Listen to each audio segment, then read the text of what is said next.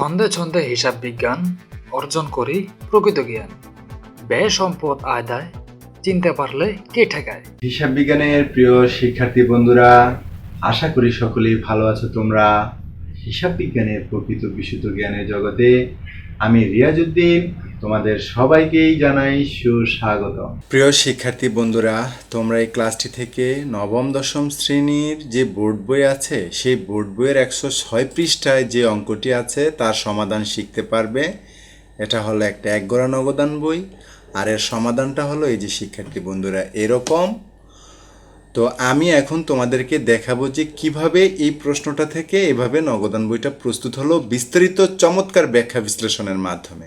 আর শিক্ষার্থী বন্ধুরা, কিভাবে নগদান বই প্রস্তুত করা যায় এ নিয়ে আমার আবিষ্কৃত একটি কৌশল আছে, আর এই কৌশলটি নিয়ে একটি লেকচারও আছে যার লিঙ্ক আমি ডেসক্রিপশন বক্সে দিয়ে দিব। তোমরা দেখে নাও, তাহলে অতি সহজেই যে কোনো ধরনের নগদান বই প্রস্তুত করতে পারবে। তো 1 তারিখে বলেছে প্রারম্ভিক নগদ উদ্বৃত্ত 2500 টাকা। এটাকে আমরা এই একগড়া নগদান বইতে লিপিবদ্ধ করব।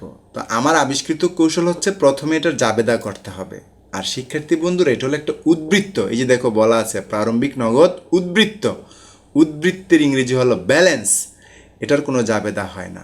যেহেতু এটা একটা উদ্বৃত্ত আর এই উদ্বৃত্তের ইংরেজি হলো ব্যালেন্স, তাই এটাকে আমরা শুরুতেই 1 তারিখে ব্যালেন্স বিডি নামে নগদের ঘরে লিখব।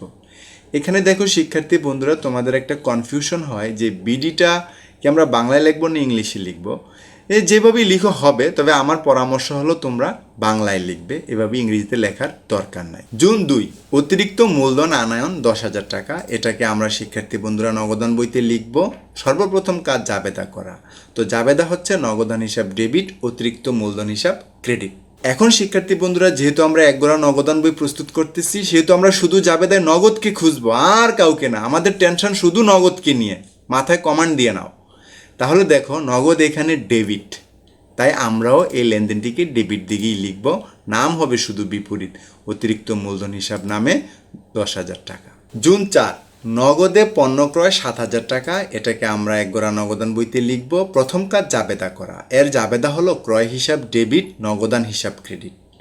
আমরা ভাববো শুধু নগদকে নিয়ে। দেখো এখানে নগদ ক্রেডিট, তাই আমরাও লেনদেনটাকে ক্রেডিট দিকেই লিখব। শুধু নাম হবে বিপরীত, ক্রয় হিসাব নামে টাকা এই যে 7,000 টাকা। জুন 6 জামালের নিকট নগদে বিক্রয় 8,000 টাকা। এটাকে আমরা এই একগড়া নগদান বইতে লিখব। তো আমার আবিষ্কৃত কৌশল হচ্ছে প্রথমে জাবেদা করতে হবে। এর জাবেদা হলো নগদান হিসাব ডেবিট, বিক্রয় হিসাব ক্রেডিট। আর আমরা খুঁজবো শুধু নগদকে, যেহেতু আমরা একগড়া নগদান বই করতেছি। দুগড়ার ক্ষেত্রে খুঁজবো নগদ ও ব্যাংকে। তাহলে শিক্ষার্থী বন্ধুরা, নগদ যেহেতু এখানে জাবেদায় ডেবিট, তাই আমরা লেনদেনটাকে ডেবিট দিকেই লিখব। শুধু বিপরীত নামে যে বিক্রয় হিসাব নামে টাকা 8,000 টাকা টাকার ঘরে লিখে দিব। জুন 10 আলমের কাছ থেকে ঋণ গ্রহণ 15,000 টাকা। এটাকে আমরা একগড়া নগদান বইতে লিখব। প্রথম কাজ হচ্ছে জাবেদা করা। জাবেদা হলো নগদান হিসাব ডেবিট, আলমের ঋণ হিসাব ক্রেডিট। এখানে শুধু শিক্ষার্থী বন্ধুরা ঋণ হিসাব ক্রেডিট লিখলেও হবে, আবার আলমের ঋণও তোমরা লিখতে পারো, কোনো সমস্যা নেই। তো আমরা যেহেতু একগড়া করতেছি, শুধু নগদকে খুঁজবো জাবেদায়। নগদ দেখো ডেবিট হয়েছে, তাই আমরা লেনদেনটাকে ডেবিট দিকে লিখব।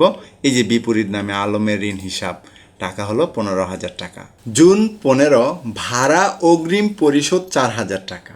এটাকে আমরা এই একগড়া নগদান বইতে লিখব, কিন্তু আমার কৌশল হলো প্রথমে এর জাবেদা করতে হবে। এর জাবেদা হলো অগ্রিম ভাড়া হিসাব ডেবিট, নগদান হিসাব ক্রেডিট।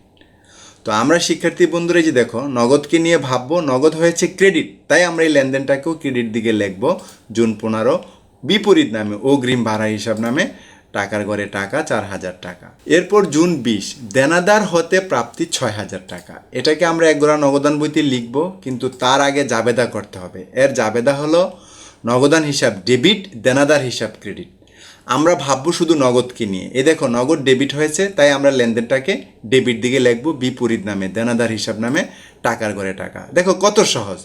আমরা জাবেদা করে শুধু নগদকে নিয়ে ভাববো। নগদ যদি জাবেদায় ডেবিট হয়, লেনদেনটাকে আমরা ডেবিট দিকে লিখব। নগদ যদি জাবেদায় ক্রেডিট হয়, লেনদেনটিকে আমরা নগদান বইয়ের ক্রেডিট দিকে লিখব। জুন 22 মালিক কর্তৃক উত্তোলন 1,000 টাকা।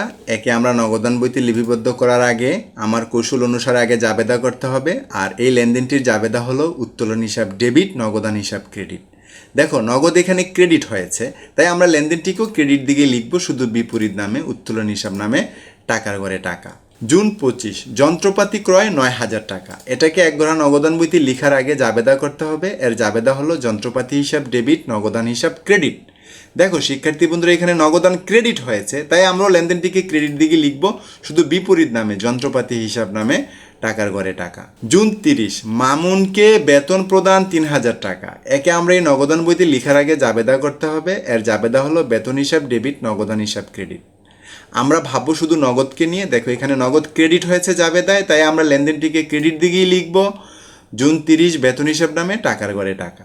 অতঃপর শিক্ষার্থী বন্ধুরা, এই যে এতক্ষণ আমি তোমাদেরকে দেখালাম কোন লেনদেনটা কোন দিকে লিপিবদ্ধ হবে, তোমরা খাতায় লেখার পর এরকম আসবে। এখন আমরা যোগ বিয়োগ করব, যোগ বিয়োগ করে ব্যালেন্স বের করব। এক গড়া নগদান বইয়ের ক্ষেত্রে শিক্ষার্থী বন্ধুরা আগে এই ডেবিট দিকে টাকাটা যোগ করতে হবে। এর কারণ হলো ডেবিট দিক দিয়ে বোঝায় নগদ প্রাপ্তি, আর ক্রেডিট দিক দিয়ে বোঝায় নগদ প্রদান।